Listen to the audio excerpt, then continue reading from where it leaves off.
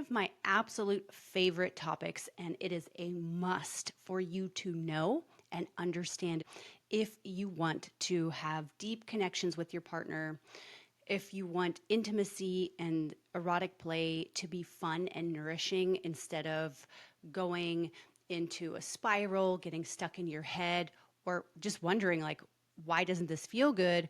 Or does my partner even like what's going on? So this framework is going to help you with all of those issues and so much more. You may have guessed it, but if not, today I'm going to share the 5 erotic blueprints with you. Now, just a little background story before I get into this. For the first 20 years of my dating and relationship life, I really struggled to feel safe in my body. I struggled to feel desire for my partners after 1 year had passed. This is when the limerence phase of connection is over and when you start getting back into reality, and those initial oxytocin and dopamine highs are starting to come down.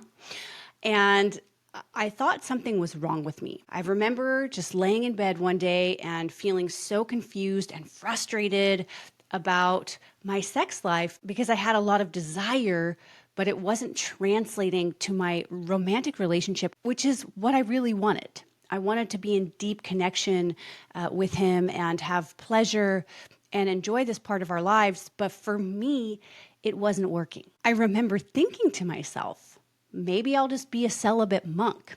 Maybe I'm just not meant to have connected sex and I should just let go of this and keep pretending that I am so that my partner stays happy. Now, if you've been following me at all, you know that I recommend none of those things. And that was before I got into this work. The good news is once you understand these frameworks, plus learn how to communicate effectively using the tools that I share with you on YouTube and in my one-on-one coaching, you're going to absolutely transform not only your intimate life, but every other aspect of your life. So when you get good at communicating here, you're going to get much better at communicating with all people. You're going to have better work relationships, you'll have better friendships, everything. And it all comes from understanding your personal preferences and learning how to talk about them. Okay, so what are the 5 erotic blueprints? So the 5 erotic blueprints are a framework that was developed by Jaya Love. She is a sexologist who worked with thousands of people. And over time, she started to recognize a pattern, right? There are these kind of distinct categories people would fall into that were connected to how they experience arousal. Translation, what turns you on? And through all of this work, she was able to codify this framework so that you and I can understand each other on a deeper level and understand what we really need in order to feel safe and connected. I'm going to give you a brief overview of each blueprint as well as their superpower and the shadow side. Let's start with energetic. Energetic is the most subtle of all the blueprints. And if you are energetic, you are very sensitive to subtle energies as well as subtle shifts in energy. As an energetic blueprint, you can experience orgasms without touch. And I have seen this in person. You may not believe me, don't care. I saw it happen. I watched a man give 4 people in a row full body explosive orgasms, and they were not faking it. 2 of them were my friends that I know quite well. And it was so interesting and incredible to watch. So if you're energetic, you will enjoy things like breathing in tandem with someone. You love anticipation, right? You love the tease, the longing, eye gazing, and light touch. This is wonderful for you. And so your superpower is responding to subtle shifts that a lot of people might just miss. Now, the shadow side of the energetic is that you can get too sensitive and easily short circuit, meaning your nervous system is like, too much. I need to stop now. And it can be frustrating for a partner if you're not communicating clearly what's causing the short circuit, or if you don't understand that about yourself. So if you're energetic, you have to get very clear on what is gently stimulating and what is like, oh my God, this is fucking overwhelming. And you need to communicate that with your partner. Otherwise, it's going to be very frustrating for them. Another shadow side of this is that when you do short circuit, you may not know how to come back into regulation. And so you can just shut down. It can feel very abrupt for your partner. So it's important for you to learn regulation techniques and ways to come back into homeostasis instead of just assuming that you're shut down just because you had a little disruption. Because the truth is you're very easily disrupted. So you get to learn how to be in the pause, settle, and then continue. Of course, everything should always be done with consent and no pressure. This is not about forcing anybody to go beyond your limits. Not at all. Huge fan of honoring exactly where you are. Now, let's talk about the sensual blueprint. This is one of my blueprint types, and yes, you can have more than one. So the sensual type is in love with using their senses to experience pleasure. And I want to note that this isn't just sexual, right? Sensual people will love soft fabrics on their skin. You love good lighting in a room, beautiful music at just the right volume. And you do really great with physical touch like massage, warm baths. Having a very nice environment is super important for you. Dancing can be very wonderful for a sensual because you get those elements of touch, of moving together, of getting a chance to drop in and feel how the other person moves with you. Now, what is the superpower of the sensual? Your superpower is that you are able to connect to all of your senses and to the world in this very pleasurable way. Being able to swim in the ocean and just relish in the warm water, or in delight in the warmth of your shower, or the deliciousness of your morning tea, right? You're really able to enjoy what the world is presenting you with at any given time. Now, the shadow side is that you can get very turned off and very picky if something is not the way you like it. For instance, if your shirt is like a scratchy fabric, you won't be able to stand it. You'll have to take it off. Or if your partner is giving you a massage that's too light or too hard, it's like, no, it'll be very hard for you to take, and you can be a little intense in how you communicate because you're experiencing your senses so strongly. So it can seem like you're very hard to please because everything needs to be just right. The music volume, the lighting, the sheets, the temperature, and it's important for you to communicate that. Again, this will be a theme in everything I share.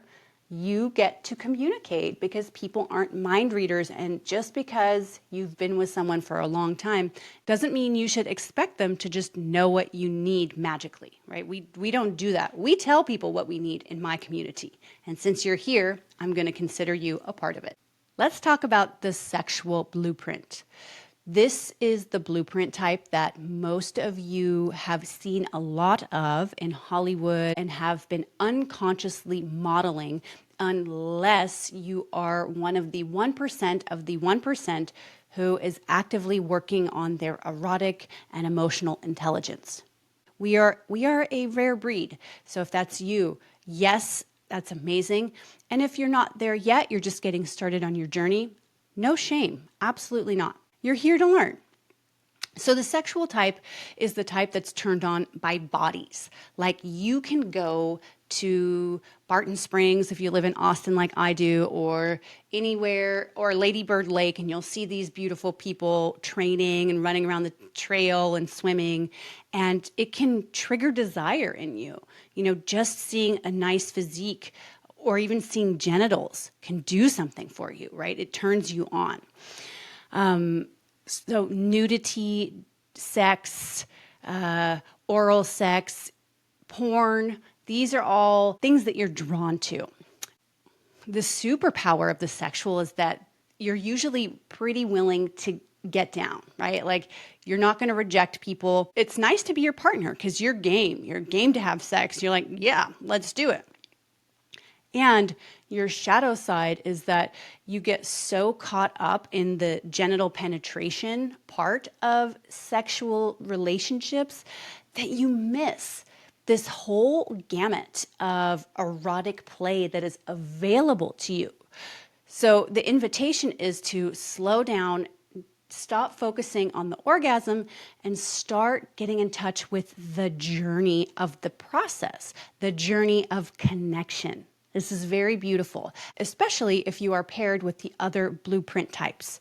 And if you are paired with another type like sensual or energetic, there is a very specific protocol you need to follow in order to create compatibility between you. So stay tuned because I'll cover that once I finish the blueprints. Now we've got kinky. When I say kinky, what do you think of?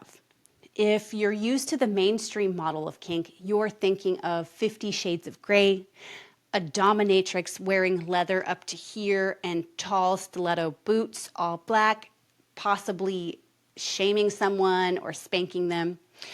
And you wouldn't be wrong. Those are all certainly a part of the kink world.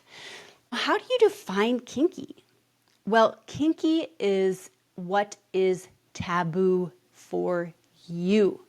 For some people, even just having sex is taboo and can feel very kinky if it's frowned upon in your culture, right? Kink tends to have a psychological component to its play, right? It's not just about the body or the touch. There's a storyline. So my kinky people, you are my creative storytellers. You like a drama to unfold in your play. And the way that it can take a number of forms, traditional dom sub role. You can also call it lead and follow. It can involve fantasizing that you're a certain kind of person, like a pilot. Connecting with the stewardess is a kind of classic example, or a professor and their college student, right? These kind of taboo relationships might be something you enjoy acting out. And it can get a lot more fringe. Kink done consciously can involve a lot of positivity and beautiful affirmations, right? Like, you can have a praise kink and love to be lavished with compliments. I have one of those, right? If I'm being told how beautiful I am, how smart I am, how important my work is in the world, it really does it for me. I'm like, ooh. So it's not something that is necessarily stereotypically sexual, but it can really open you up and make you feel aroused, open, and seen. And it can include pain play. Really, there's a full spectrum of what you can do in the kink world. The most important part of kink and any kind of relating is that it's done with another consensual adult who is in their right mind and able to make good choices about their play, which is why I always recommend people play sober. Whatever you're doing, when you're having any kind of erotic connection, you should be in a clear state of mind so that you're fully in touch with yourself. The shadow side of the kinky is that you might carry a lot of deep shame surrounding your desires. And as somebody who identifies as sensual kinky, I can relate to that. So part of what initially shut me down, my evolutionary journey of sexuality, was making a request to a partner and being shut down. And I immediately internalized this as something being wrong with me. right? Oh my gosh, I must be bad. I'm gross. Ew, why am I asking for this? And that was part of the beginning of a long, slow process of withdrawal from sex in general because it didn't feel good to me. I felt like I had to perform in this sexual blueprint model because that's all I had seen in the movies. That's all I knew about until I started learning this work, and obviously now I teach it. You're not alone in feeling shame around your desires. And really, any type can feel shame about having desires, depending on your conditioning and the environment that you grew up in and the social norms around sex in your unique culture. So I just want to add that. And something I say to all of my clients and students is that the best way to relinquish shame is to get in a field of permission. That looks like working with someone who has actualized what you desire and being in a community of people that are already doing what you want to be doing or are at least trying it with you. So you're all at the same workshops together. You're at the same festival together. Like you're at my retreat with other amazing students and clients so that it doesn't feel like it's just you. The more we see other people engaged in activities that we desire, the more okay we can feel about it. So, what is the shadow side of the kinky blueprint? The shadow side is what we call fetish. And when you have a fetish, it means that there's only one activity that excites you. And you'll get very caught in only doing that one thing. Maybe it's DDLG play. Maybe it's, you have to have whipped cream next to your bed in a bowl to have sex. I don't know. It can really be anything. But whatever it is, you're locked into that, right? You really need that to feed your desire. I read some very interesting research in Louise Byzantine's book, The Male Brain, in which she talks about imprinting that can happen to people during their first experiences of arousal and how it can imprint whatever they were doing in that moment and overlay it onto sexual experience, right? So this strong association can be forged. Like it could be maybe the first time you experienced arousal as a young man or even as a woman. Maybe you were in class and looking at your teacher, and so you develop this like teacher fetish. There was another very interesting example of a fellow who had somehow gotten ants on him while self-pleasuring, and he started to associate ants crawling on his body with self-pleasure and would actually make that a part of his routine. Some of y'all might be judging and saying, ooh, that's gross, but really it's so important not to yuck anybody's yum. If you don't like it, don't do it. As long as it's not harming anybody, just let people do as they will and remove yourself from scenarios where there are things going on that you don't personally like or agree with. Can we all agree to that? Because there's enough shame in the world. We don't need to add to it. Okay, and now let's talk about the very last of the blueprints, the shape shifter. You are the chameleon of all the erotic blueprints. And what I mean by that is you can play in any of these energies and get something out of it, right? You're very curious, you love to explore, and you can be a very good partner in that way. However, you might notice that you feel like you're too much for your partners.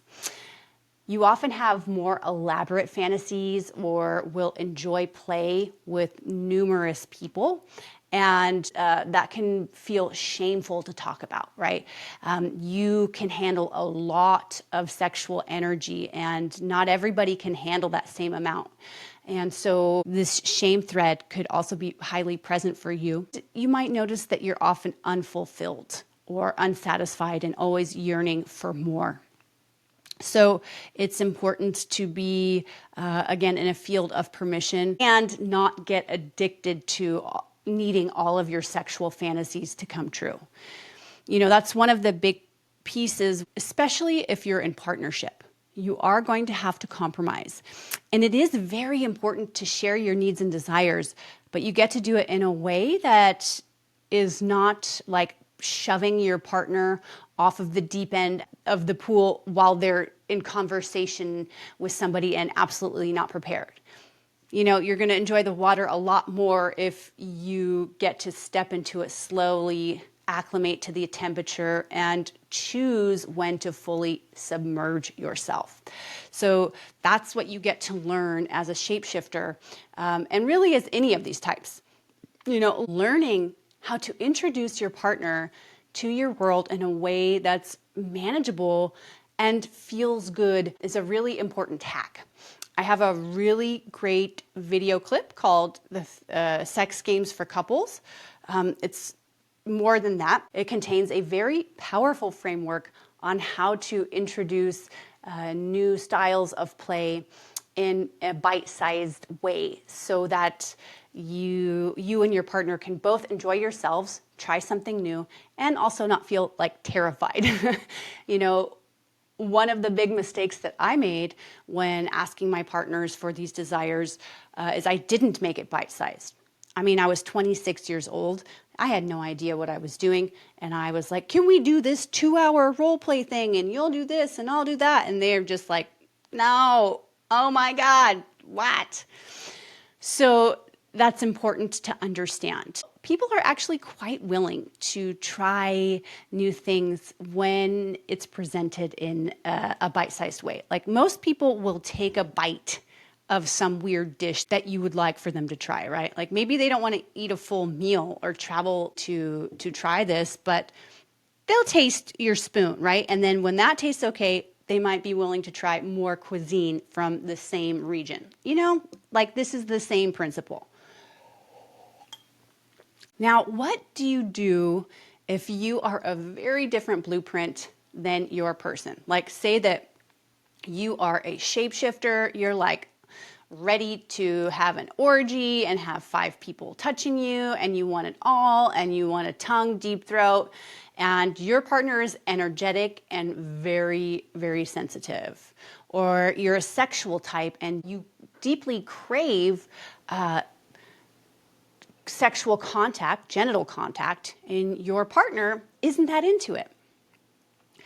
Something I want to mention that I forgot to share before is that for the sexual blueprint type, you know, you crave sex not just as a physical release, but it's really a way that you connect emotionally with your partner. And when you're not getting sex, you can feel like you're starving, right? You can feel like you're starving for intimacy. Once I understood that, I also understood the experience of some of my previous partners that I had before doing this work. So there's no shame, no blueprint type is better than another. They just are, right? Okay, so back to how would you get an energetic type on board with the sexual blueprint or any other type? So here's what you need to do. You need to first address the needs of the more sensitive person. Both parties' needs and desires get to be acknowledged and are equally important. But if you don't do it in the right order, the energetic person, for example, might shut down. So what you would do in a situation, say you have an energetic partner, you're sexual, you're like, I would love to have more intercourse. Well, first you have to figure out, what does your energetic partner need for safety? What do they need to drop into their nervous system and feel super relaxed so that they become open to other types of play? Because here's another secret. Not only can you have more than one blueprint, like you could have a primary and a secondary, or maybe you are split, you can also evolve with time. And you might notice that different partners pull out different aspects of the blueprint.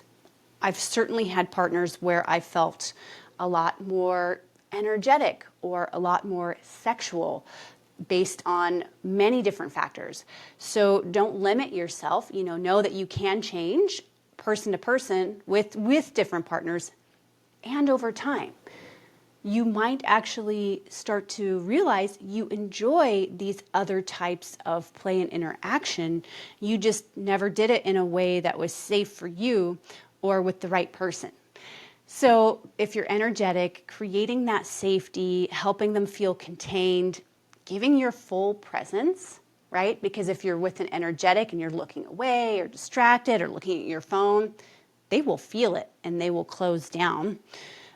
Once you've achieved that safety, then that energetic person is going to be way more on board for the type of play that you need. I just want to give a caveat. I'm not saying that you cannot take care of the sexual person first, but there does need to be a pattern where the energetic or more subtle person who needs a little more time is taken care of first.